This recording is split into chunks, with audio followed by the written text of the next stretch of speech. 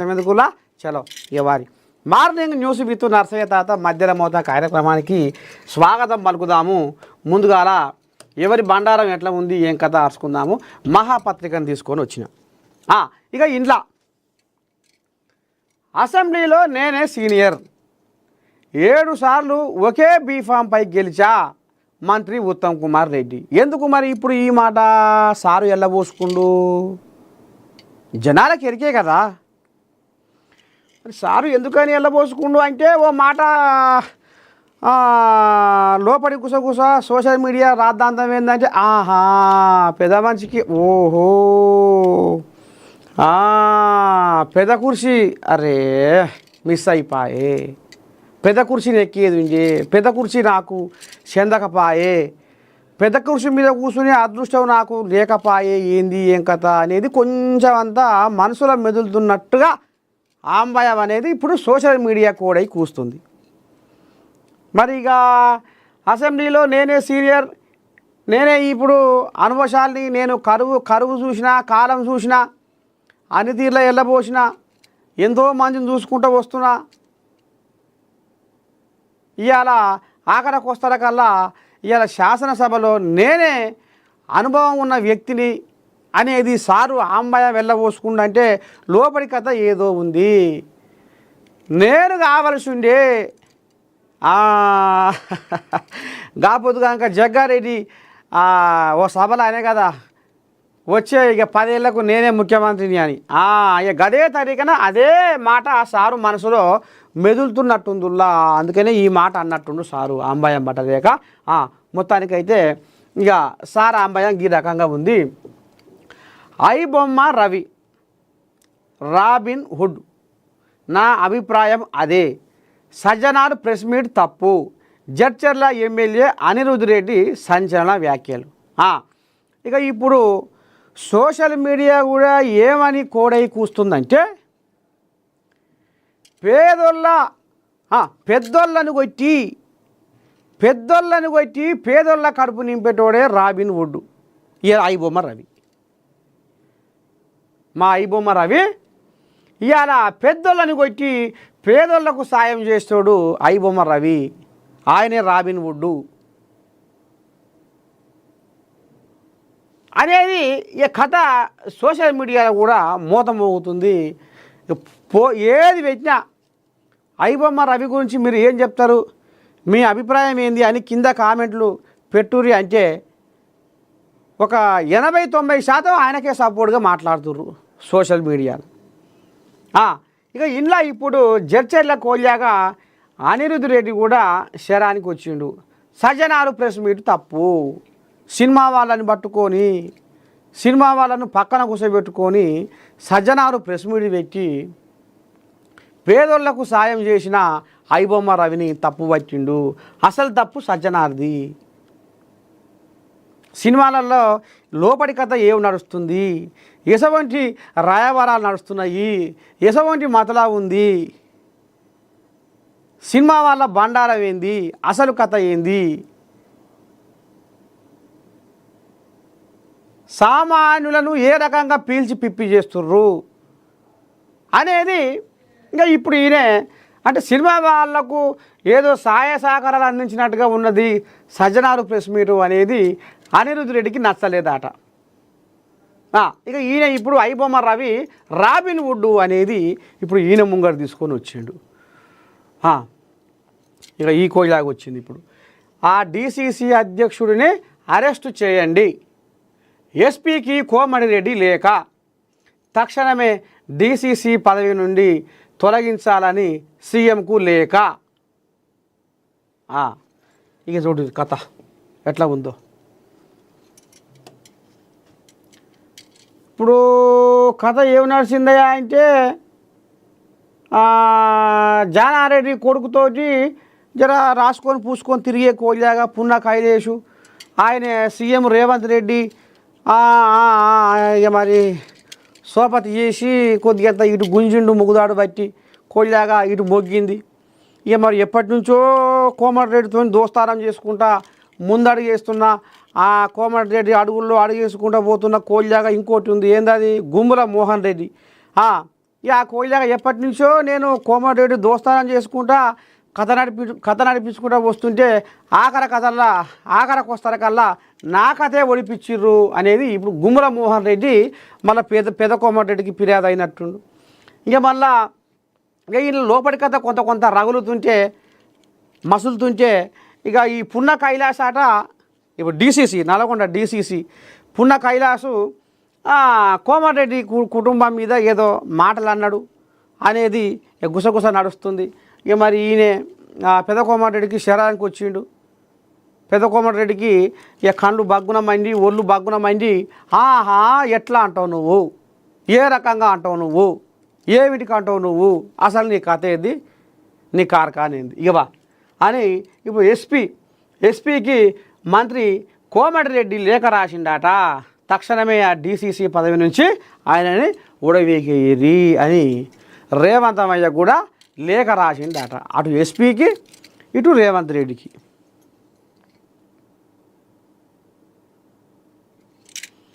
ఈ పంచాది పాడైపోను, ఈ పంచాది ఇక ఒకరు కొంతమంది అంటే సోషల్ మీడియా కూడా అనుకుంటున్న ముచ్చట మనం మాట్లాడుకోవాలి. ఇప్పుడు కాంగ్రెస్ వల్ల వ్యవహారం ఏ రకంగా ఉందయ్యా అంటే ఒక మీటింగ్ అయితే 100 మంది ఆయన అనుచరులు, ఆయన కార్యకర్తలు, ఆయన అభిమానులు వస్తే ఆ 100 మందికి ఖర్చు పెట్టలేని వాళ్ళకు కూడా డీసీసీ ఇచ్చిరు అనేది కూడా ఇప్పుడు సోషల్ మీడియాలో పోకుతున్న మాట. ఇక కొంతమంది కష్టకాలంలో కాంగ్రెస్ పార్టీని బతికించి జీవం పోసి ప్రాణం పోసి ఓ కొలిక్కి తీసుకొస్తే ఇలా ఆఖరికి వస్తారకల్లా ఆయనకు డీసీసీ ఇవ్వకపాయే. అంటే పార్టీని రథసారథి నడిపించేటోడు కావాలన్నా ఏనో మూలకు వండుకొని నేను పెద్ద, నేను పెబ్బ, నేను అనుభశాలిని అని గల్ల ఎగరేషన్కి ఇవ్వాలన్నా అనేది ఇప్పుడు సోషల్ మీడియా కౌంటర్ల మీద కౌంటర్లు కాంగ్రెస్ పార్టీకి ఇసురుతుంది. ఈ కథ నడుస్తుంది. ఇక మొత్తానికి డీసీసీ పదవులు మంటలు ఇట్లా గుప్పు అని పైకి ఎగురుతున్నాయి. ఇక ఈ మంటలు చల్లకుండా మరి ఎప్పుడు చల్లారుతాయో ఏం కథో కానీ పార్టీని జిల్లాలో ఉరుకులు పెట్టించి పరుగులు పెట్టించి రథసారథి ముందుకు గుంజుకపోయేటోళ్లకు బంధాలేసి ఆపి ఎక్కడో మూలకున్నోళ్లకు తీసుకొచ్చి కుర్చీ మీద కూర్చోబెడితే పార్టీ ఎట్లా ఉరుకుల పెడుతుంది అనేది ఇప్పుడు సోషల్ మీడియాలో నడుస్తున్న వ్యవహారము. ఇది కథ. అందుకనే ఇక ఇప్పుడు అల్లనే కొంతమందికి నువ్వు కొంతమందికి నేను అని కొప్పులు బట్టి గిసవంటి వ్యవహారాలు జరుగుతున్నాయి. కాబట్టి ఇప్పుడు ఇలా ఓ పంచాయతీ పుట్టింది. ఇక అక్కడక్కడ ఇది నల్గొండలే కాదు అంతటా అక్కడక్కడ పొక్కుతున్నాయి. ఇంకా రేపు ఎన్ని పొక్కుతాయో. ఇంకా అసలు కథ ఏంటంటే నిన్న మొన్న బీహార్లో కాంగ్రెసు ఎంత చిత్తుగా ఓడిపోయిందో చూసినాం. అయితే అందులో ఓడిపోవడానికి కారణము ఇంటి దొంగను ఈశ్వరుడైనా పట్టుకోలేడు అనేది ఎంత సత్యమో ఇప్పుడు బీహార్లో నిన్న మొన్న జరిగిన అసెంబ్లీ ఎలక్షన్లలో కాంగ్రెస్ వాళ్ళే కాంగ్రెస్ అభ్యర్థులను ఓడించిరట. అంతర్గతంగా పడిపడక. ఇక అందుకనే ఇప్పుడు రాహుల్ గాంధీ బగ్గా ఆలోచన చేసి ఒక ఏడుగురు బడా లీడర్లు కాంగ్రెస్ పార్టీని ముంగడికి పోయేదాన్ని కొంకులు నరికిర్రు. మా ఉప్పు తిని మా పప్పు తిని మాకే ఎసరి పెట్టిర్రు. ఆ తిన్న ఇంటి ఆశాలు లెక్క పెట్టే ఆ లీడర్లు ఎవరో ఇప్పుడు వాళ్ళ తోకలు కత్తిరిచ్చిరాట.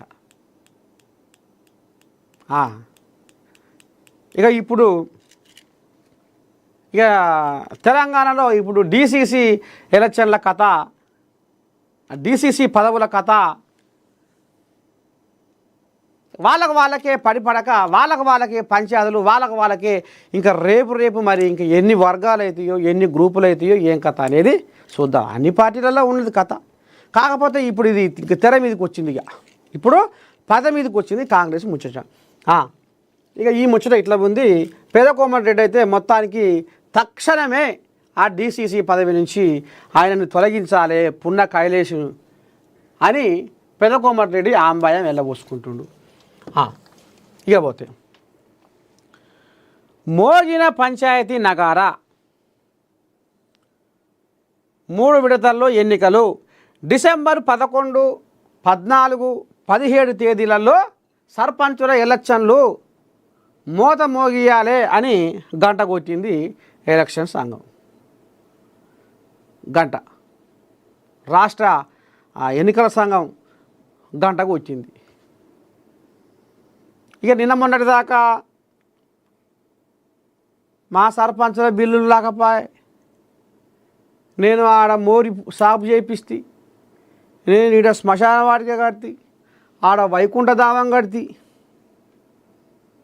ఈడ రోడ్డు బాగాలేకపోతే ఇది చేస్తే, ఆడ మోటార్ బాగాలేకపోతే అది చేపిస్తే, ఈడ నీళ్ళు మొత్తమే లేవంటే బోర్ వేపిస్తే,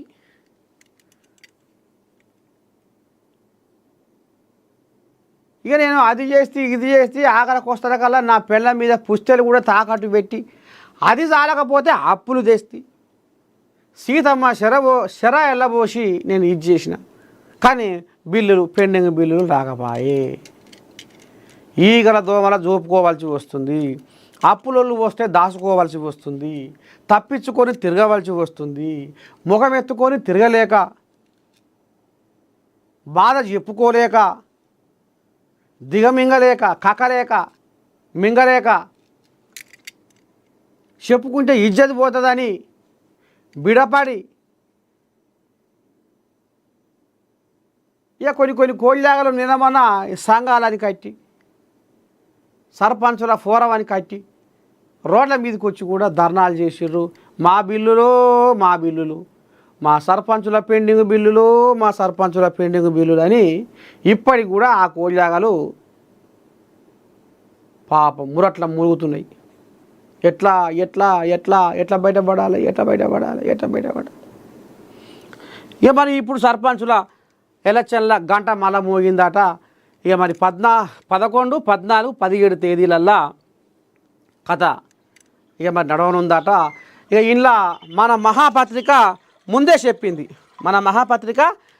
చెప్పింది. ఎప్పుడు నిన్న మొన్ననే ఆ మధ్యనే డిసెంబర్లో 11, 14, 17 తేదీల్లో డిసెంబర్లో పక్కా సర్పంచ్ ఎలక్షన్ జరగబోతున్నాయి అనేది మన మహాపత్రిక చెప్పినట్టే గదే తారీఖున 11, 14, 17 తారీఖు నాడు సర్పంచుల ఎలక్షన్ల కథ జరగబోతున్నది. 12,728 స్థానాలలో ఎన్నికలు జరగబోతున్నాయి. ఈ రాష్ట్ర వ్యాప్తంగా ఎలక్షన్ కోడ్ కూడా అమల్లోకి వచ్చింది. చూడాలా మరి ఎన్ని కోళ్ళాగలు రేపటి సంది ఉరుకులో పెడతాయో, ఎన్ని కోళ్ళాగలు వామ్మో నీ దండం పెడితే సర్పంచా వామ్మో మాకు వద్దురు.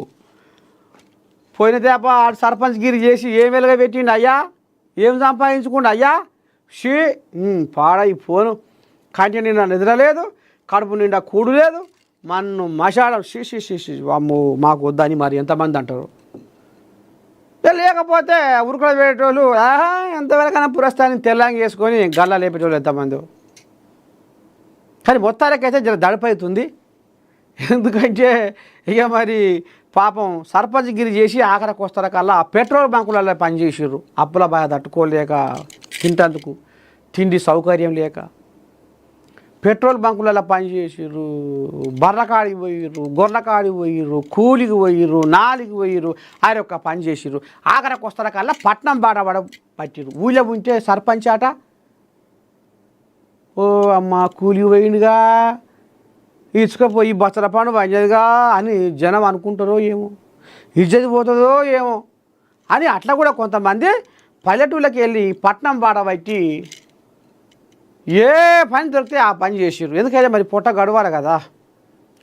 ఇక ఈ ముచ్చట ఇట్లా ఉంది. ఇక ఇంట్లో ఇంకొక ముచ్చట ఏందయ్యా అంటే స్టేషన్ కనుపూరు కోళ్ళాగా కడియం శ్రీహరి ఓ ముచ్చట చెప్పుకొచ్చాడు. నా నియోజకవర్గంలో ఎవరన్నా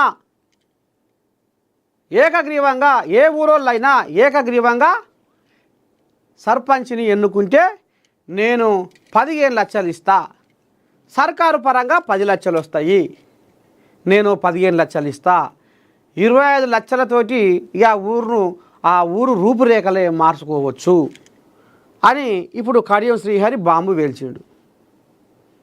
మళ్ళీ అన్న దానికి ఒక కండిషన్ పెట్టిండు. సరే ఊళ్ళే ఫలానోడు మంచోడు, ఫలానోడు పని చేయగలుగుతాడు, ఫలానోడు అధికారుల కాడికి పోతాడు, లీడర్ల కాడికి పోతాడు, నాయకుల కాడికి పోతాడు, పశ్చే పరక నిధులు గుంజుకొస్తాడు, మనకి యావ ఉంది, మనకు తెలివి ఉంది, వాడు ఊరును బాగు పెడతాడు అనేది ఎవరన్నా ముందు పడితే వాడిని ఎన్నుకోవాలరా, షబాష్ వీడు షబాషరా అనేటట్టుగా ఉంటే అదొక లెక్కే. కానీ ఇప్పుడు కడియం శ్రీహరి ఏమంటుండయ్యా అంటే ఏకగ్రీవంగా ఎన్నుకోవాలి, మళ్ళీ ఆయన కాంగ్రెస్ అభ్యర్థి కావాలని ఒక కండిషన్ పెట్టిండు కడియం శ్రీహరి. అట్టెట్ట పెడతావు, ఇదేం తరీక, నీ ఇంటోడే ఉండాలన్నా, మంచోడు ఎవడైనా జనాలే అనుకుంటారు. అయితే నీ ఈ నియోజకవర్గంలో సర్పంచుల మీద ఈ సర్పంచుల ఎలక్షన్లలో ఇక నీ వల్లే ఉండాలి, నీ మాటే సాగాలి, నీతో వల్లనే నడవాలనా అనేది నువ్వు కంకణం కట్టుకున్నావు కడియం శ్రీహరి అని కొన్ని కోల్యాగలు లేంకలు కొడుతున్నాయి. ఇంకో ఇది కథ. మొత్తానికి తెలంగాణలో పంచాయతీ ఎన్నికల నోటిఫికేషన్ను రాష్ట్ర ఎన్నికల కమిషన్ విడుదల చేసింది. మంగళవారం సాయంత్రం నిర్వహించిన మీడియా సమావేశంలో రాష్ట్ర ఎన్నికల కమిషనర్ రాణి కుముదిని ఈ మేరకు వివరాలను వెల్లడించారు. తెలంగాణ రాష్ట్ర వ్యాప్తంగా 12,728 సర్పంచ్ స్థానాలకు, 1,12,242 వార్డు స్థానాలకు మొత్తం 3 విడతల్లో ఎన్నికలు నిర్వహించబోతున్నట్లు ఎస్ఈసి చెప్పారు. మొదటి విడత డిసెంబర్ 11, రెండవ విడత 14, మూడవ విడత డిసెంబర్ 17 ఉంటుందన్నారు. పోలింగు ఉదయం 7 గంటల నుంచి మధ్యాహ్నం 1 గంట వరకు ఓట్ల లెక్కింపు అదే రోజు మధ్యాహ్నం 2 గంటల నుంచి జరుగుతుంది. ఈ ప్రకటనతో రాష్ట్ర వ్యాప్తంగా తక్షణమే ఎన్నికల కోడ్ అమల్లోకి వచ్చింది. ఇక పల్లెల్లో పండుగ వాతావరణం. తెలంగాణ రాష్ట్రంలోని గ్రామీణ ప్రాంతాల్లో పంచాయతీ ఎన్నికలకు ఎట్టకేలకు ముహూర్తం ఖరారైంది. సర్పంచ్, వార్డు సభ్యుల ఎన్నికలకు రాష్ట్ర ఎన్నికల సంఘం షెడ్యూల్ను విడుదల చేయడంతో రాష్ట్రంలోని 31 జిల్లాల పరిధిలో 1,66,00,000 మంది గ్రామీణ ఓటర్లు తమ నాయకులను ఎన్నుకునేందుకు సిద్ధమవుతున్నారు. ఈ ప్రకటనతో రాష్ట్ర వ్యాప్తంగా పండుగ వాతావరణంలో ఎన్నికల సందడి మొదలైంది. ఎస్ఈసి అధికారిని రాణి కుముదిని ప్రకటించిన వివరాల ప్రకారం ఈ ఎన్నికల ప్రక్రియ మొత్తం 3 విడతల్లో జరగనుంది. ఇక ఇది కథ. ఇక మరి ఎలక్షన్ల కోడ్ కూడా వెంటనే అమల్లోకి వచ్చిందట, తస్మాత్ జాగ్రత్త. ఒక్కసారి నిజంగా మరి ఊర్ల పొంటి కోయిలాగలు ఉరుకులో పెడుతున్నాయా సర్పంచ్ సర్పంచ్ సర్పంచ్ అని, అసలు ఏం నడుస్తుంది, ఏంది ఏం కథ అనేది మనం ఇదివరకు సర్పంచులకు పోటీ చేసిన వాళ్ళని, సర్పంచులు అయిన వాళ్ళను అడిగే ప్రయత్నం చేద్దాం, ఏమంటారు, ఏంది ఏం కథ అనేది. జిహెచ్ఎంసీ విస్తరణకు మంత్రివర్గ శనార్థి. ఓ పిల్లగా, మార్నింగ్ న్యూస్లో లైవ్లో ఉన్నారు మీరు. నమస్కారం. శనార్థి తాత, ఇక మరి గంట మోగిందిగా. అదే అంటున్నా. ఇక మరి 11, 14, 17 ఎలక్షన్ల కోడ్ కూడా అమల్లోకి వచ్చిందట. మరి ఎట్ట సంగతి, ఏంది ఏం కథ? మరి నువ్వు కూడా ఎక్కడ ఉండే, మీ ఊరు పేరు, ఏ ఊరు సర్పంచ్ నువ్వు ఇదివరకు? మరి దుబ్బాక నియోజకవర్గం, సిద్దిపేట జిల్లా, తొగుట మండలం. మరి ఎట్ట తాత, ఇప్పుడు మరి గతంలో సర్పంచులకు పోటీ చేసి గెలిచిన వాళ్ళు మరి జర నిమ్మలపాడి బాగానే కుదార్థంగా ఉండి మళ్ళీ ఇప్పుడు సై అంటుర్రా, లేకపోతే వెనక పిశాచి కొడుతుర్రా? గతంలో ఎవరైతే సర్పంచులుగా పోటీ చేసి నిజంగా నష్టపోయి, నిజంగా బిల్లులు రాక ఇబ్బంది పడి, జాగభూములు అమ్ముకొని, బంగారం అమ్ముకొని ఎవరైతే మళ్ళీ ఈ ప్రభుత్వం వచ్చిన తర్వాత కూడా బిల్లులు మాకు విడుదల చేసి ఎవరైతే పోరాటాలు చేసారో, 9 నుంచి మొదలు పెడితే ఆఖరికి ఇక్కడ సూర్యాపేట కానీ ఇక్కడ సిద్దిపేటలో కానీ ఉమ్, ఈ రకంగా ఎవరైతే బిల్లుల గురించి పోరాటం చేసిన వాళ్ళందరి దగ్గర ఎస్సీ రిజర్వేషన్ రావడం జరిగింది. సంతోషమే, మా ఎస్సీ బిడ్డలకు ఇవ్వడం కూడా చాలా సంతోషమే. ఉమ్, కానీ నిజంగా ఈ ఎలక్షన్ ఇంత లేట్ పెట్టడం వల్ల కూడా గ్రామాలు చాలా వెనుకబడిపోయినాయి. ఎక్కడ చూడు పిచ్చి మొక్కలు, గడ్డి, మోరీలు, స్ట్రీట్ లైట్ లేక అనేక అవస్థలు పడుతున్నారు. దోమలు విపరీతంగా పెరిగిపోయి కూడా చాలా చాలా ఇబ్బంది పడుతున్నారు జనాలు. ఉమ్.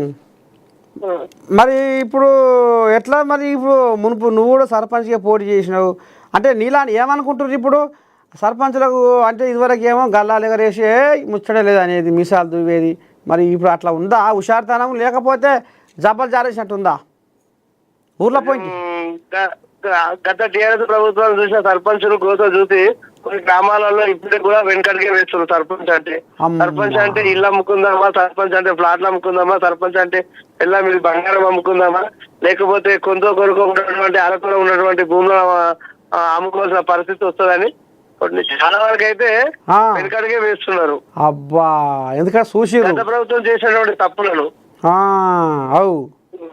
గత ప్రభుత్వం కుప్పలకు పోయింది. మాటలు కోటలు దింకినాయి, చీతాలు చేయించినాయి. కాకపోతే నిజంగా ఆ సర్పంచులను బాగా ఉసురు తీసింది. సరే అప్పుడు అంటే బీఆర్ఎస్ ప్రభుత్వము అప్పుడు కేసీరావు అట్లా చేసిండు అని అనుకుందాం.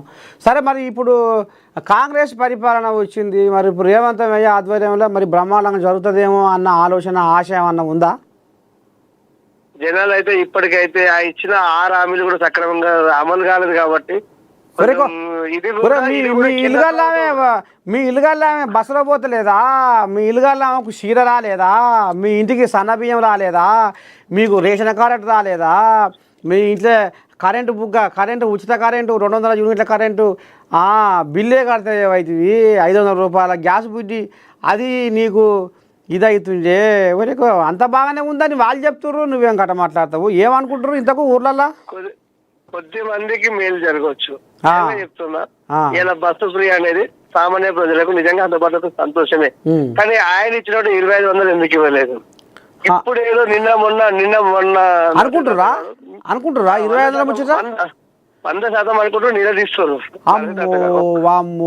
ఒక్కటి నిన్న మొన్న కొద్ది మంది గ్రూప్ లో ఉన్నటువంటి కొద్ది మందికి మాత్రమే ఇందిరమ్మ చీర ఇవ్వడం జరిగింది. అలా 2 సార్లు బతుకమ్మకి ఇవ్వలేదు. ఏదో కొత్త ప్రభుత్వం ఏర్పడితే నిజంగా ఆర్థిక లోట్లు ఉండొచ్చు అనే జనాలు ఊరుకున్నారు. కానీ ఇచ్చింది అది ఇప్పుడే. అది కూడా ఎందుకు స్థానిక సంస్థలు వస్తున్నాయి. 3000 కోట్లు మళ్ళీ ఎక్కడ ల్యాబ్స్ అయితే మార్చి వరకు ఎలక్షన్ జరగకపోతే అనే ఉద్దేశంతో చేస్తున్నారు. ఇలా మహిళలకు నిజంగా మీరు ఇంటికి చీరిస్తా అన్నారు ఇందిరామది. ఇప్పటికీ ఒక గ్రామంలో 60-70% కన్నా ఎక్కువ ఎవరికి ఇవ్వలేదు. అంటే ఇస్తారు కదా అందరికి ఒకటే పారంటే చిన్నగా ఓనాడు ఆ ఊరు ఓనాడు ఈ ఊరు అట్లా ఇస్తారేమో. ఇప్పుడు డిసెంబర్ 9 తారీఖు దాకా అన్నారుగా. కాదు ఒక గ్రామంలో ఉన్నటువంటి వాళ్ళకు మనం ఒకరింట్లో పండుగ అయినప్పుడు ఊరందరికి మనం భోజనాలు పెట్టేటప్పుడు ఆ ఒక్క రోజులోనే పెట్టేస్తాం. కానీ ఒక 2-3 రోజులు చీరలు ఇవ్వచ్చు. కానీ మనం మీ విడుదల వారికి ఇస్తారడం కూడా అది సరైనది కాదు, కరెక్ట్ కూడా కాదు. ఇవాళ తులం బంగారం అన్నారు కదా, ఇది విపరీతంగా కాంగ్రెస్ మీద విపరీతంగా ఇవాళ మహిళలు అయితే కంపల్సరీ కోపంగానే ఉన్నారు. ఎందుకంటే తులం బంగారం ఇస్తాను, తులం బంగారం ఇచ్చడేమో కానీ ఇవాళ 1,00,000 చిల్లర బంగారం అయింది. కళ్యాణ లక్ష్మి చిక్కులు కూడా చాలా లేటుగా వస్తున్నాయి. దీని మీద కూడా మహిళలు చాలా కోపంగానే ఉన్నారు. అంతేనా? ఓ అమ్మా, మరి ఈ ముచ్చట పెద్ద మనిషికి తెలవాలి. ఇప్పుడు అయితే బంగారం కథ కూడా బయట వేస్తున్నారు జనాలు. ఇంకా చాలా బాగా చెప్తారు కాంగ్రెస్ వాళ్ళు ఎవరన్నా మేము నిలబడతాం రేపు. మొన్న బీసీలకు ఇస్తున్నటువంటి కొన్ని సందర్భంలో ఆయన దబా వచ్చి ఆయన రిజర్వేషన్ ఖరారు చేసి ఇచ్చింది కదా. అప్పుడు కాంగ్రెస్ నాయకులు ఎక్కడైతే ఉంటారో వాళ్ళు ముందు చూపుగా మాకు వచ్చింది, మేము వస్తున్నాము ఓట్లకు ఎంపీడీసీగా జెడ్పీడీసీగా అని అన్నప్పుడు వాళ్ళు సూటుగా చెప్పారు, మీరు కంపల్సరీ మాకు తులం బంగారం ఇవ్వాలి. తులం బంగారం ఇవ్వకుండా మీరే కదా చెప్పింది, మీరే కదా మా గల్లీలోకి వచ్చింది, మీరే కదా మెనిపోస్టులు పట్టుకొని చూపించింది. కేసీఆర్ 1,00,000 రూపాయలు ఇస్తే మేము ఇంకో తులం బంగారం ఇస్తామని చెప్పింది మీరే కదా. నెలకు 2500 ఇస్తామని మీరే కదా. ఇలా మీరు ఇంకొకటి ధరణి పోయింది, ఇలా భూభారత్ వచ్చింది. భూభారత్లో ఏ ఒక్కరు కూడా సమస్య పరిష్కారం కాలేదు. నిజంగా రైతులు, కౌలు రైతులు అయితే చాలా చాలా సంతోషించారు. కాంగ్రెస్ ప్రభుత్వం వచ్చింది మాకు, నిజంగా మాకు ఇలా మాకు రుణమాఫీలు అవుతాయి, మాకు లేకపోతే మాకు ఇది రైతు బంధు వస్తుందని. ఏ కౌలు రైతుకు కూడా ఇలా మాఫీ కాలేదు. ఏ కౌలు రైతుకు కూడా ఇప్పటికీ రైతు బంధు పడలేదు. వరి ఎక్కువ. ఆ. అది ఆ. అయితే నడుస్తుంది ఇప్పటికీ కథ. మక్కలు కొనుగోలు కూడా సక్రమంగా జరగలేదు. మక్కలు కొనుగోలు కూడా సక్రమంగా జరగలేదు. ఇప్పటికీ అవి అవి ఆ డబ్బులు కూడా తీసుకునే వాళ్ళు కూడా ఇప్పటికీ అకౌంట్ లో డబ్బులు పడలేదు. అవి సరే మక్కలు అవి పంట వరి అయినా పత్తి అయినా అంటే మక్కలు అయినా సరే పంట కొంటారు ఎనుకో ముందో పైసలు ఇస్తారు, ఇవ్వకపోతే ఏం చేస్తారు. కానీ ఇప్పుడు జనాల గుసగుస ఇప్పుడు వాళ్ళేమో రేపు తడాక మాదే అని కాంగ్రెస్ వాళ్ళు అంటారు, లేదు మాదే జోరని కారు వాళ్ళు అంటారు, లేదు లేదు మా పువ్వు వికసిస్తుందని బీజేపీ వాళ్ళు అంటారు. ఇంతకు మరి ఇప్పుడు ఎవరిని ఎటుమొక్కబోతుంది గాలి, సర్పంచుల గాలి ఎటుమొక్కబోతుంది. నరసేతాత గారు మీకు చాలా తెలుసు, సర్పంచ్ ఎలక్షన్లకు రాజకీయ నాయకులకు సంబంధం లేదు. నిజంగా ఆ ఊర్లో 90% జనాభా ఏం ఆలోచిస్తారంటే ఈ వ్యక్తి నిజంగా ఈ నిస్వార్థపరుడు, నిజంగా ఊరికి పని చూస్తాడు, ఊరికి అభివృద్ధి చేస్తాడు, నిజంగా రేపు అడపదడప ఎంపీ ఆఫీసులో ఎంఆర్ఓ ఆఫీసులో మనకి ఏదైనా అయితే మనకు పని చేస్తాడు, ఏదైనా హాస్పిటల్ పోయినప్పుడు డాక్టర్తో మాట్లాడగలిగే వ్యక్తులను చూస్తారు ఈ రోజు. ఎందుకంటే జనాలు చాలా చైతన్యవంతులయ్యారు. ఇలా మహిళా లీడర్స్ కావచ్చు, మహిళా గ్రూపులు కావచ్చు, అందరూ వాళ్ళు ఆటోమేటిక్ గా వాళ్ళు అనుకుంటారు ఈ వ్యక్తిని అవుతామని. ఇలా నువ్వు అనుకున్నంత కాంగ్రెస్ కు అంత ఆశించిన స్థానాలు అయితే రావు. దానికన్నా కాదు తాత, ఇప్పుడు కంటోన్మెంట్ వాళ్ళ ఖాతాలనే పడ్డదట, జూబ్లీ హిల్స్ వాళ్ళ ఖాతాలనే పడ్డది. అంటే ఇక మొన్నటిదాకా ఏమన్నదంటే జూబ్లీ హిల్స్లో ఎవరైతే విజయం సాధిస్తారో ఇక రేపు స్థానిక సంస్థలలో కూడా వాళ్ళదే ఊపు ఉంటుంది అనేది ఒక కథ తీసుకొచ్చిర్రు తెర మీదకి. దయచేసి మీరు ఒక్కటి గమనించండి, నవీన్ అన్న పోటీ చేసినప్పుడు బీసీ ఉద్యమము ప్రతి ఊర్లలో ఉపేత్రాలు వేస్తుంది బీసీ కాన్సెప్ట్ మీద. మీరు గత 2 పార్టీలు ఓసీ ఉన్నారు, ఇది మాత్రమే బీసీ ఉన్నారు. వాళ్ళ నాన్నగారు కూడా గతంలో చేసిన టిఆర్ఎస్ కు నిజంగా ఒక ఫౌండర్ గా ఉండే. సో ఇక్కడ బీసీ ఉద్యమం స్టార్ట్ చెప్తామని కూడా చాలా మంది అక్కడ వేసారు. మీరు కంటోన్మెంట్ అన్నారు కదా, అక్కడ రైతులు ఉండరు. ఇక్కడ కేవలం అధికార పార్టీ మాత్రమే వాళ్ళు చెప్పింది. అంటే అక్కడ ఉన్నటువంటి వాళ్ళు ఇచ్చే తైలాలకు ఆకర్షితులై కొంతమంది ఓటు వేయచ్చు. కానీ జూబ్లీహిల్స్ లో మాత్రం కేవలం బీసీ నినాదం మాత్రమే ఎక్కువ పైకి వచ్చింది. బీసీ నినాదం ఎందుకంటే చాలా మంది మీలాంటి వాళ్ళు బీసీల గురించి అక్కడ చాలా సార్లు మాట్లాడారు, బీసీ బిడ్డ పోటీ చేసారు, బీసీ బిడ్డ అని. తాత ఇప్పుడు ఒక మాట, ఇప్పుడు ఈ బీసీ వాదం అనేది రేపు ముంగడ పడుతుందా? అంటే బీసీలు అందరూ ఒకతాటి పైకి వచ్చి చైతన్యవంతులు అయ్యి మా హక్కులు మేము జనాభా పరంగా ఎక్కువ ఉన్నాం, మేమే రాజ్యం వెళ్తాం అనేది మనసులో పెట్టుకొని అందరూ కలిసికట్టుగా రేపు అంతా ఐక్యం అవుతారంటవా? 100% అవుతారు. కాకపోతే కొన్ని ప్రాంతాలలో నల్గొండ లాంటిది, లేకుంటే కరీంనగర్ లాంటిది, సిద్దిపేట లాంటిది ఇట్లాంటి దగ్గర కొంచెం ఉద్యమం ఉధృతంగానే ఉంది బీసీలది. కొన్ని ప్రాంతాలలో ఇంకా కొంచెం ప్రాంతాలలో మన వాళ్ళు కొంచెం జర ఆర్థికంగా లేరు కాబట్టి మౌనంగా ఉన్నారు. కానీ ఓటు వేసేటప్పుడు మాత్రం 100% మంది ఆలోచన చేసి జరిపేది ఎంపీడీసీ ఎలక్షన్ లో బీసీలకు కంపల్సరీ ఓటేస్తారు. ఈ ఎలక్షన్ లో కూడా ఎవరైనా జనరల్ వచ్చిన దగ్గర కూడా కంపల్సరీ ఒక బీసీ పీటీలో ఒక ఎస్సీ పీటీకో 100% వీళ్ళు జనరల్ పోటీ చేస్తే మాత్రం కంపల్సరీ ఓటేస్తారు. అయితే నిన్న తాత నేను ఒక పెద్ద మనిషి, ఆయన మేధావి, ఆయన కాడికి పోయినా. మరి ఏంది ఇప్పుడు సరే ఇప్పుడు రేపు మరి ఇప్పుడు బీసీల కథ ఏంది, మరి రేపు బీసీల రాజ్యం రాబోతుందా, రాజ్యాధికారం అందుకోబోతుర్రా బీసీలు అని అంటే పాడియన్ నువ్వు ఎదుగుతుంటే నీ ఇంటి పక్కలోనికే ఈర్ష్య ఉంటుంది, నువ్వు ఎదుగుతుంటే నీ కులమోనికే నువ్వు ఎదుగుతుంటే నీ కులమో నీ పాలోనికే ఉంటుంది, నువ్వు ఎదుగుతుంటే నీ కులమోనికే ఉంటుంది. అరే నిన్నే బీసీలు ఒక్క ఇంటేనే 4 పార్టీలు తాత ఈ రోజుల్లో 700 పడతారు ఈ బీసీలు అనేది ఆ సార్ అంటుండు. అదే తాత గారు మీరు ఒక్కటి గమనించండి, తెలంగాణ ఉద్యమం జరిగినప్పుడు కూడా తెలంగాణ ఉండే ప్రాంతాలు కొద్ది మంది నాయకులు తన ప్రాంతానికి ఆంధ్ర పార్టీలతో కుమ్మక్కైన గల్ఫ్లో వివిధ దుబాయ్ లో, మస్కట్ లో, దుబాయ్ లో, లేకపోతే అమెరికాలో ఉన్న ఎన్ఆర్ఐలు కూడా మాకు తెలంగాణ వస్తుందని వాళ్ళకి కంపల్సరీ చెప్పిర్రు. 14 ఏళ్ళు కూడా వాళ్ళు అక్కడ నుంచి కూడా మన తెలంగాణ మద్దతు ఇచ్చారు. అంటే ఇక్కడ ఉండే లోకల్ రాజకీయ నాయకులు కొంతమంది బయటకు రాలేకపోవచ్చు. ఇప్పుడు కొంతమంది బీసీ సంఘాలని ఇప్పుడు అనేక సంఘాలు ఉన్నాయి తెలంగాణలో. ఇప్పుడు కొన్ని సంఘాలు పొద్దుకుతేనే సంచిలా, తెల్లారితేనే బుట్లే, పొద్దుకుతే సంచిలా, తెల్లారితే బుట్లే, ఈ రకంగా ఉంటున్నాయట. మరి వీళ్ళు ఏం ఉద్దారకం చేసి ఏం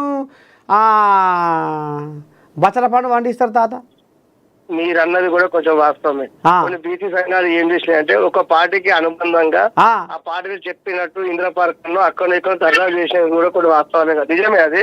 కానీ ఇప్పుడు వచ్చిన కొద్ది మందిలో ఉమ్, యువతకు తెలంగాణ ఉద్యమం కూడా చెన్నారెడ్డి నుంచి మొదలు పెడితే కేసీఆర్ దాకా ఉమ్, ఏ రకంగా అంటే మునిగిపోయి లేచి ఆఖరికి సునామీ సృష్టించి తెలంగాణ ఏ రకంగా సాధించడము. ఉమ్, ఈ రోజు కూడా బీసీ సంఘాలను కొంచెం పక్కన పెట్టి అవసరం అనుకుంటే కొత్తగా అంటే యువత అందరూ ముందుకు వచ్చారు కాబట్టి, చదువుకున్న వాళ్ళు మేధావులు వచ్చారు కాబట్టి, కొంతమంది ఐఏఎస్ ఆఫీసర్లు, కొంతమంది జడ్జీలు, కొంతమంది చదువుకున్న మేధావులు కూడా వాళ్ళు ఒక్కసారి కొంచెం బయటకు వచ్చారు కాబట్టి ఈ మధ్యన 100% అది నీరు గార్చే అవకాశం లేదు. ఏ పార్టీని వదిలిపెట్టరు, ఇటు స్టేట్ కావచ్చు, ప్రతిపక్షం కావచ్చు, సెంట్రల్ కావచ్చు, ఏ పార్టీని కూడా వదిలిపెట్టరు.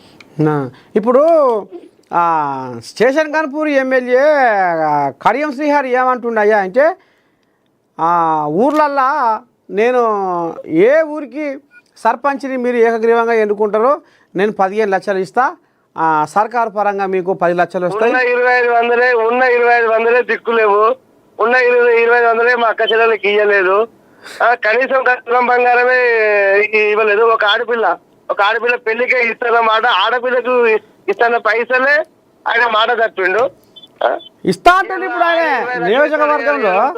ఆయన నియోజకవర్గంలో ఎవరైతే ఊళ్ళో సర్పంచ్ని ఏకగ్రీవంగా ఎన్నుకుంటారో మళ్ళీ వాళ్ళని కూడా కాంగ్రెస్ అభ్యర్థి ఎన్నుకోవాలన్నట, ఎన్నుకుంటే 15 లక్షలు ఇస్తాడట. మరి మీ ఎమ్మెల్యేకి ఇట్లా అట్లేమని అంటుండా? గతంలో కూడా కేటీఆర్ గిట్లే అన్నాడు. ఎవరు? కేటీఆర్ గారు కూడా గిట్లే అన్నాడు. హరీష్ రావు గారు ఏమన్నారంటే మీరు ఏకగ్రీవంగా ఎన్నుకోండి, 10 లక్షలు ఇస్తాం 10 లక్షలు ఇస్తాం అన్నారు. 10 లక్షలు కాదు కదా, ఇలా సర్పంచ్ పదవి అయిపోయే వరకు సుమారుగా 3 లక్షల నుంచి 50 లక్షల వరకు పెండింగ్ బిల్లులు పెట్టిరు. అది వాళ్ళు ఇస్తారా కనుక ఇట్లాంటిది ఇలా కడియం పేరు మనం ఎట్లా నమ్ముతారండి? ఆయన గెలిస్తే ఇంకో పార్టీలో, ఆయన ఉన్నది ఇంకో పార్టీలో, కనీసం మీరే చెప్పు.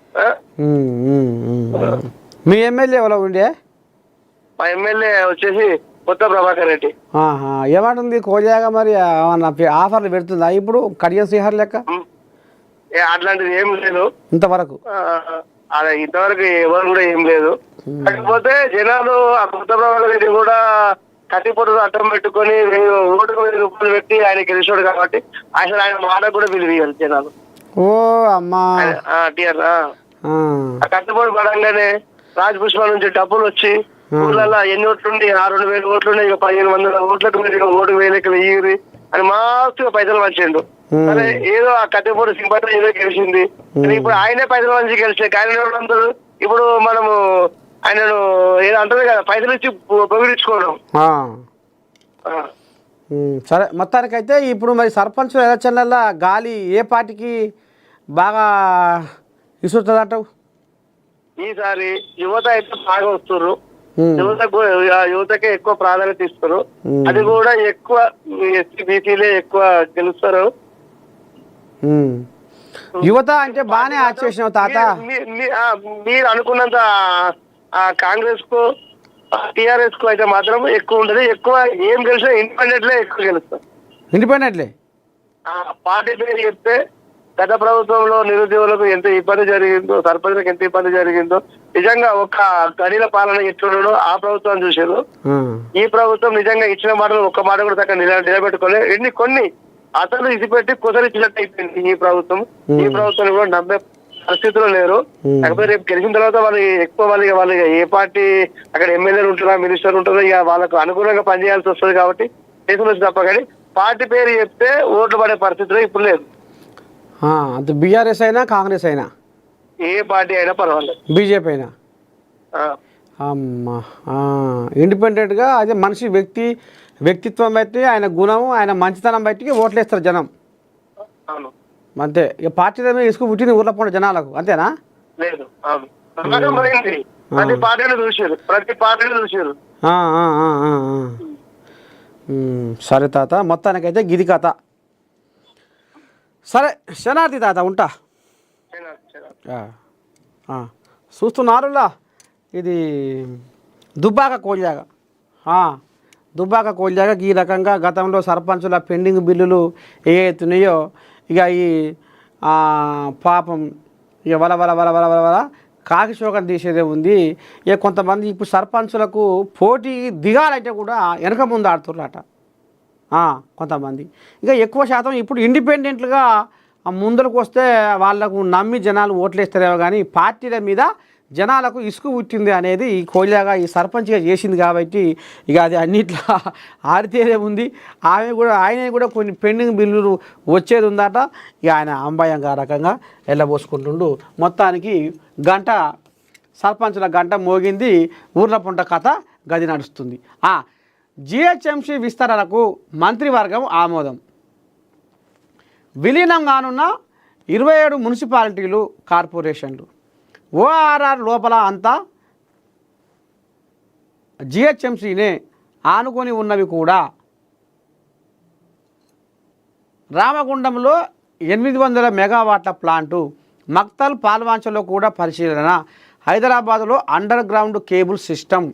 ప్రతిష్టాత్మకంగా గ్లోబల్ సమ్మిట్. సీఎం రేవంత్ అధ్యక్షతన క్యాబినెట్ సమావేశం. కీలక నిర్ణయాలు. జిహెచ్ఎంసీ విస్తరణకు తెలంగాణ మంత్రివర్గం ఆమోదం తెలిపిందట. ఓఆర్ఆర్ లోపల ఆనుకొని ఉన్న 27 మున్సిపాలిటీలను జిహెచ్ఎంసీలో విలీనం చేయాలని నిర్ణయించారట. ముఖ్యమంత్రి రేవంత్ రెడ్డి అధ్యక్షతన సమావేశమైన మంత్రివర్గం సుమారు 4 గంటలకు పైగా వివిధ అంశాలపై చర్చించింది. రాష్ట్ర మంత్రివర్గం తీసుకున్న నిర్ణయాలను మంత్రి శ్రీధర్ బాబు మీడియాకు వెల్లడించారు. పెద్దంబర్పేట, జల్పల్లి, శంషాబాదు, తుర్కయంజాలు, మణికొండ, నార్సింగి, ఆదిబట్ల, మేడ్చేలు, నాగారం, దమ్మాయిగూడ, పోచారం, గట్కేసారు, గుండపోచంపల్లి, తోంకుంట, తుక్కుగూడ, కొంపల్లి, దుండిగాలు, బొల్లారం, తెల్లాపూరు, అమీన్పూరు, బడంగపేట, బండ్లగూడ, మీర్పేట, బోడుప్పలు, నిజాంపేట, ఫిర్యాదుగూడ, జవహర్ నగర్ మున్సిపాలిటీలను జిహెచ్ఎంసీలో విలీనం చేయాలని నిర్ణయించినట్టు తెలిపారట. అంతేకాకుండా మరో డిస్కమ్ ఏర్పాటుకు క్యాబినెట్ ఆమోదం తెలిపిందని మంత్రి తెలిపారు. కొత్త డిస్కమ్ పరిధిలోకి లిఫ్ట్ ఇరిగేషన్ కనెక్షన్లు, హైదరాబాదు మెట్రో వాటర్ సప్లై, వ్యవసాయ కనెక్షన్లు, మిషన్ భగీరథ కనెక్షన్లు వస్తాయన్నారు. వచ్చే 10 ఏళ్లలో విద్యుత్ డిమాండ్కు అవసరమైన ఏర్పాట్లపై చర్చించినట్లు వివరించారు. ఈ క్రమంలోనే 3000 మెగావాట్ల సోలార్ విద్యుత్ కొనుగోలు చేయాలని, ఈ మేరకు త్వరలోనే టెండర్లు పిలవాలని నిర్ణయించినట్లు ఈ రకంగా చెప్పుకొచ్చిర్రులా. గ్లోబల్ తెలంగాణ లక్ష్యం 6 రోజుల విజన్ 2047 ప్లానింగ్ ఖరారు. సీఎం రేవంత్ రెడ్డి ఆధ్వర్యంలో మెగా సమీక్షలు. తెలంగాణ రైజింగ్ గ్లోబల్ సమ్మిట్ కోసం యుద్ధ ప్రాతిపదికన ఏర్పాట్లు. రాష్ట్ర ప్రభుత్వం అత్యంత ప్రతిష్టాత్మకంగా నిర్వహించనున్న తెలంగాణ రైజింగ్ గ్లోబల్ సమ్మిట్ 2025 కోసం ఏర్పాట్లు ముమ్మరంగా జరుగుతున్నాయి. వచ్చే ఏడాది డిసెంబర్ 8-9 తేదీల్లో జరగనున్న ఈ అంతర్జాతీయ సదస్సును ముఖ్యమంత్రి రేవంత్ రెడ్డి స్వయంగా పర్యవేక్షిస్తున్నారు. ఈ సదస్సుకు దేశీయంగానే కాకుండా వివిధ దేశాల నుంచి పారిశ్రామికవేత్తలు, అంతర్జాతీయ సంస్థల ప్రతినిధులు, ప్రముఖ ఆర్థిక నిపుణులు, దార్శనికులు పెద్ద ఎత్తున హాజరవుతున్న నేపథ్యంలో సరే తెలంగాణ లక్ష్యం, గ్లోబల్ తెలంగాణ లక్ష్యం సరే ఈ కథ ఇట్లా ఉండని. 500 ఏళ్ల సమస్య పరిష్కారం. భారతీయ సాంస్కృతిక చైతన్యానికి అయోధ్య సాక్షి. అయోధ్యలో ధ్వజారోహణ కార్యక్రమంలో ప్రధాని మోదీ. ఉత్తరప్రదేశ్లోని ప్రసిద్ధ పుణ్యక్షేత్రం అయోధ్యలో ధ్వజారోహణ కార్యక్రమంతో శతాబ్దాల నాటి గాయాలు మానిపోయాయని ప్రధానమంత్రి నరేంద్ర మోదీ అన్నారు. బాలరాముడి ఆలయ శిఖరంపై జెండాను ఎగురవేసిన అనంతరం ప్రధాని ప్రసంగించారు. భారతీయ సాంస్కృతిక చైతన్యానికి అయోధ్య సాక్షిగా నిలిచిందన్నారు. సరే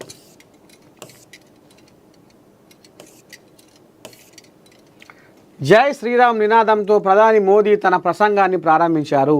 రామ భక్తుల సంకల్పం సిద్ధించింది, కోట్లాది మంది కళ సాకారమయ్యింది, శతాబ్దాల నాటి గాయాలు బాధల నుంచి నేడు ఉపశమనం లభించింది, 500 ఏళ్లుగా ఉన్న సమస్య పరిష్కారమయ్యింది.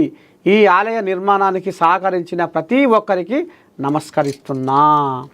రామాలయ నిర్మాణ యజ్ఞానికి నేడు పూర్ణాహుతి జరిగింది.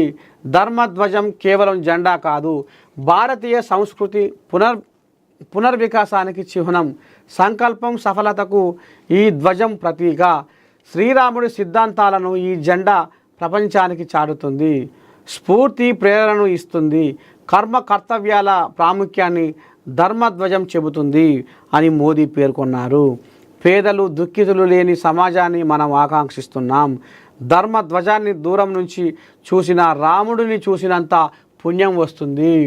ఒక వ్యక్తి పురుషోత్తముడిగా ఎలా ఎదిగాడో అయోధ్య చెబుతుంది. రాముడు కులం చూడడు, కేవలం భక్తి మాత్రమే చూస్తాడు. ధర్మధ్వజంపై కోవిదార్ వృక్షం మన ఇతిహాసాల వైభవానికి ప్రతీకగా నిలుస్తుంది అని ప్రధాని తెలిపారు. మన చుట్టూ కొందరు ఇంకా బానిస భావజాలంతో ఉన్నారు. రాముడు ఓ కాల్పనిక వ్యక్తి అని వారు అంటున్నారు. అలాంటి బానిస భావజాలం ఉన్న వ్యక్తులకు చోటు ఇవ్వద్దు. భారత్లో ప్రతి ఇంట్లో ప్రతి మనసులో రాముడు ఉన్నాడు. ప్రజాస్వామ్యానికి భారత్ పుట్టినిల్లు.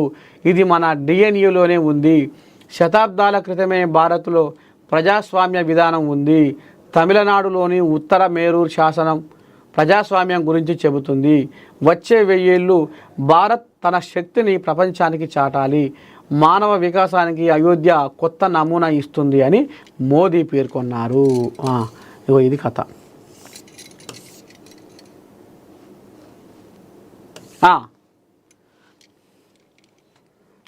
అయ్యప్ప నీ మాలలో అర్థమున్నది, పరమార్థమున్నది.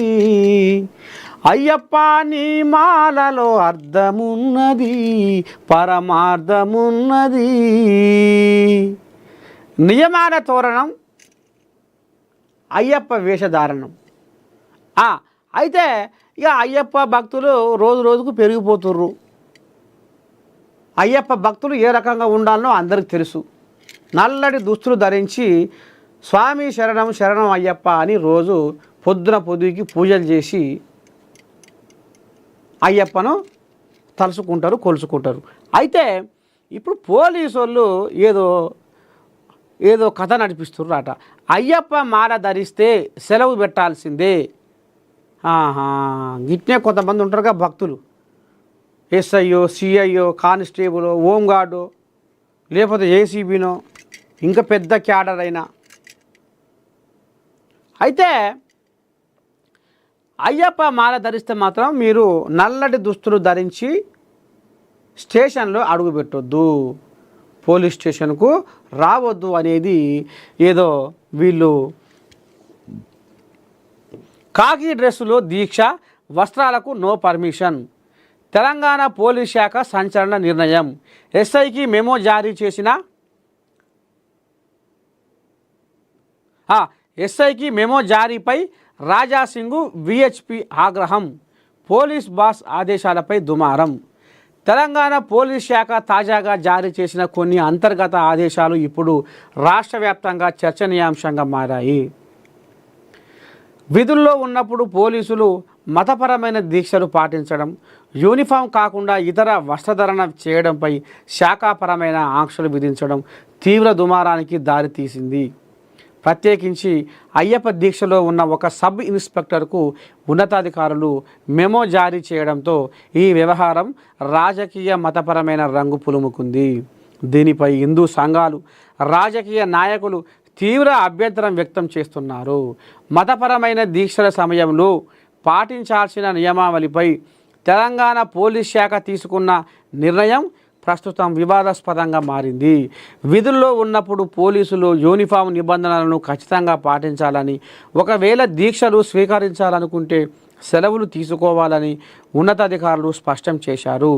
ఈ క్రమంలోనే కాంచన్బాగ్ పోలీస్ స్టేషన్లో విధులు నిర్వహిస్తున్న సబ్ ఇన్స్పెక్టర్ ఎస్ కృష్ణకాంత్ ఇటీవల అయ్యప్ప దీక్ష స్వీకరించారు. దీక్షా నియమాల్లో భాగంగా ఆయన నల్లటి దుస్తులు ధరించి గడ్డం పెంచి విధులకు హాజరయ్యారు. యూనిఫామ్ కోడ్ ఉల్లంఘన కింద భావించిన సౌత్ ఈస్ట్ జోన్ అదనపు deputy commissioner of police Srikanth సదరు ఎస్ఐకి మెమో జారీ చేశారు. ఇంకో గిది కథ. మీరు ఎట్లా మెమో జారీ చేస్తారు? ఆయన మనిషిగాడా? నల్లటి దుస్తులు ధరించుకుంటే ఏమవుతుంది అనేది ఇప్పుడు హిందూ సంఘాల కోడ్యాగాలు లెంకలు కొడుతున్నాయి. ఆ ఎస్ఐ మనసులో భక్తి కొద్దీ అయ్యప్పని దలుచుకొని కొలుసుకొని నల్లని వస్తువుల గురించి స్టేషన్కి వస్తే మీరు ఎట్లా ఆయనని మీరు తప్పు పడతారు అనేది ఇక్కడ రాజాసింగ్ కోళ్ళగా రంకెలేస్తుంది. చూడాలి మరి సోషల్ మీడియా దీనికి ఏ రకంగా స్పందిస్తుంది అనేది మనం చూద్దాం. కాంగ్రెస్కు ఓటేసి నన్నెందుకు అడుగుతావు? నెటిజన్కు కేటీఆర్ సమాధానం. తెలంగాణలో పెరిగిన ఆర్టీసీ బస్సు ఛార్జీలపై ఓ నెటిజన్ చేసిన పోస్టుకు బీఆర్ఎస్ వర్కింగ్ ప్రెసిడెంట్ కేటీఆర్ ఆసక్తికరంగా స్పందించారు. అభివృద్ధి కోసం కాంగ్రెస్కు ఓటు వేశాను, కానీ మీరు ఈ సమస్యను అసెంబ్లీలో ప్రస్తావించాలి అని కోరిన నెటిజన్కు మీరు ఓటు వేసింది కాంగ్రెస్ పార్టీకి అయినప్పుడు ఈ ప్రశ్నకు సమాధానం కూడా వాళ్ళనే అడగాలి కదా అంటూ కేటీఆర్ బదులిచ్చారు. పటాన్ చెరువు నుంచి డిఎల్ఎఫ్ వరకు నడిచే మెట్రో ఎక్స్ప్రెస్ బస్ ఛార్జీని 30 నుంచి 45కు పెంచారని, ఇది తమలాంటి రోజువారీ ప్రయాణికులకు భారంగా మారిందని ఓ నెటిజన్ ఎక్స్ వేదికగా ఆవేదన వ్యక్తం చేశాడు. ఈ విషయాన్ని అసెంబ్లీలో ప్రస్తావించి ప్రభుత్వ తీరును నిలదీయాలని కేటీఆర్ను ట్యాగ్ చేస్తూ కోరాడు. దానికి ఈయనేమన్నాడు, నన్నెందుకు అడుగుతున్నావు, నాకేం బాధ, నేనెందుకు చేస్తా, నేనెందుకు అడుగుతా, నువ్వు ఓటు ఎవరికి వేసినావు? ఓ రామచంద్ర. అయితే ఇప్పుడు జనాలకు కూడా కొంతమందికి అర్థమవుతుంది. అయితే వీళ్ళకు పదవులు ఉంటేనే ప్రజలు, పదవులు లేకపోతే వీళ్ళకు ప్రజలు అక్కర్లేదు. ఇప్పటికే వీళ్ళు బదనాం మోస్తుర్రు. ఏందది? కేసీరావు ఏమైనా పాలు పతాకము అమాసకో పున్నానికో అసెంబ్లీలో అడుగుపెట్టి ఆధారేసుకొని పోతుండు గంతే. మా లీడర్ కావాలి, మా లీడర్ కావాలి, మా లీడరు ఎమ్మెల్యే కావాలి అని జనాలు పుసా ఓట్లేసి గెలిపిస్తే గజ్వేల్ నియోజకవర్గాన్ని పట్టించుకున్న పాపాన పోతలేడట. ఏమైనా పాలు పతాకం ఎర్రవల్లి బాయికాడిని ఆడబెట్టిండట. బాయికాడ మరి మోటార్ పెట్టి పొలం బార పెడుతుండా లేకపోతే పార పెట్టి వరాలు తీస్తుండా అర్థమైతలేదు కేసీరావు. అంటే ఇక జనాలు అక్కరలేదు. మళ్ళా అంటే ఓట్ల టైంకి వచ్చి మళ్ళీ జనాలు ఓట్లు కావాలని ప్రచారం చేసి అడుగుతాడా? మా కష్టం, మా బాధ, 10 ఏళ్ళు మీకు పెత్తనం ఇచ్చినాం, సరే ఓ 4 రోజులు వీళ్ళకి ఇద్దాం, వీళ్ళ కథ ఏదో చూద్దాం అని జనాలు మార్పు కోరుకోరు. నువ్వు అదే అను మరి. మీరు అదంటిది ఇదంటిది అదంటిది ఏంది, ఏం కథ, జనాల బాధలేంది, జనాల గోసలేంది, మళ్ళీ ఏదో ఓట పండుగ నాడు వచ్చి ఒకల మాటలు చెప్పి మళ్ళీ గద్దె నెక్కుదామన్న కథ నడుస్తుందా? ఎందుకు కేసీరావు అసెంబ్లీకి రాడు, మాట్లాడాడు, గెలిపించిన నియోజకవర్గాన్ని మళ్ళీ చూడాడు? ఏంది వీళ్ళు ప్రజలకు ఎప్పుడు వస్తారు? వీళ్ళు ప్రజల బాధలు వీళ్ళకి ఎట్లా తెలుస్తాయి? బాయికాడ వండుకుంటే ఎట్లా అర్థమవుతాయి అనేది ఇది సోషల్ మీడియా కోడై కూస్తుంది. ఇక ఇంట్లో నీకు నెటిజన్ సరే బస్సు ఛార్జీలు పెంచితే ఆయనకు ఆంబాయం మట్టలేక నీకు ట్యాగ్ చేసి పెట్టిండు ఎక్స్లా. నువ్వు మాట్లాడే తరీక గిదేనా? నువ్వు ఓటు ఎవరికి వేసావో గాలనే అడుగుపో. మాట్లాడతా, నువ్వు మాట్లాడి జనాల కోసం తిప్పలవాడి కొట్లాడినప్పుడే కదా మళ్ళీ ఈ జనం మళ్ళీ నీ దిక్కు ఒరిగేది. అరే కేటీఆర్ ఏది ఏమైనా కేటీఆర్ భలే మాట్లాడినరా. ఏమన్నా కానీ మనం ఏదో అనుకున్నాం కానీ ముక్కు కోసిన మొదటి మొగడే మంచోడేమరా అనే కాడికి వచ్చు కథ. ముక్కు కోసిన మొదటి మొగడే మంచోడేరా అనేది జనాలు మళ్ళీ ఆలోచన చేసి మరి మీదికు మల్దురో ఏమో. మరి నువ్వెట్ట మాట్లాడతావు రాములు గట్ల? నాకేం బాధ, నన్ను అడుగుతావు ఏమని కేసావు నువ్వు ఓటు అడుగుపో గోషిగాని అనే కాడికి నువ్వు తీసుకొస్తే నువ్వేం ఉద్దారకం చేసినట్టు, నువ్వేమో సమాధానం చెప్పినట్టు, నువ్వేం జనాలను రేపు ఎట్లా నువ్వు ముందు మళ్ళా నువ్వు రాజకీయంలో ఓట్లు అడుగుతందుకు మళ్ళీ ముందు పోతావు అయిపోయా దాంట్లో అంత కాని ముచ్చట అంత ఏమో మళ్ళీ అలా అవసరం కోసమే వచ్చిర్రు ఎలక్షన్ల ముందర అనుకుంటాడు కానీ మాట్లాడుతుండు. అరే వీళ్ళు ఓడిపోయినా మళ్ళీ న్యాయం కోసం అసెంబ్లీలో ఇది మాట్లాడిర్రా మా కోసం అనేది ఉంటుందిగా.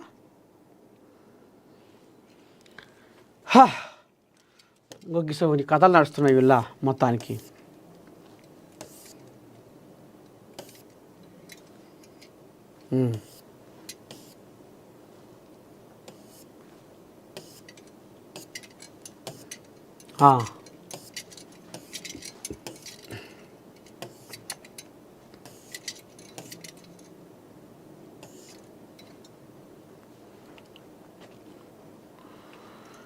ప్రభుత్వ భూమిలో అక్రమ నిర్మాణాలపై ఎంఆర్ఓకి ఫిర్యాదు చేసిన గ్రామస్తులు. ఎక్కడ?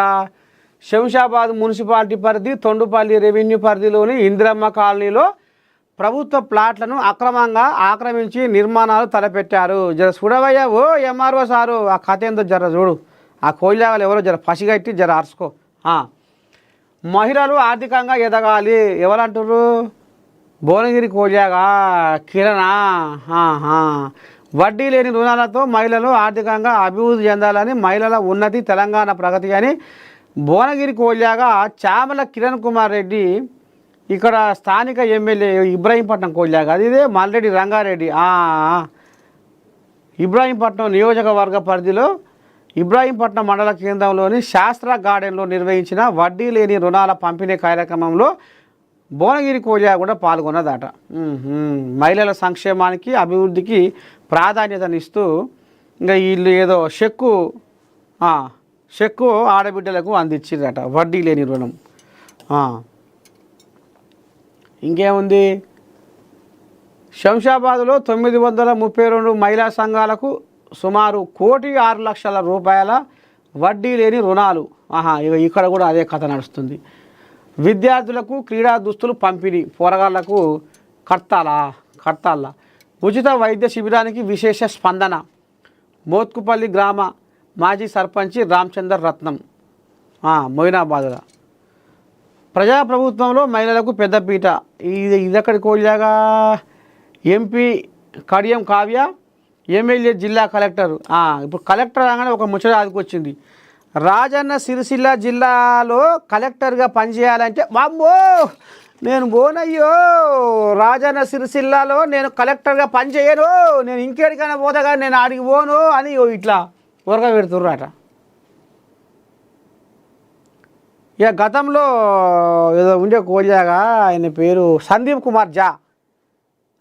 ఇక ఈయన ఉంటే ఈయన మీద ఎప్పుడు కచ్చపెచ్చ వ్యవహారమేనట.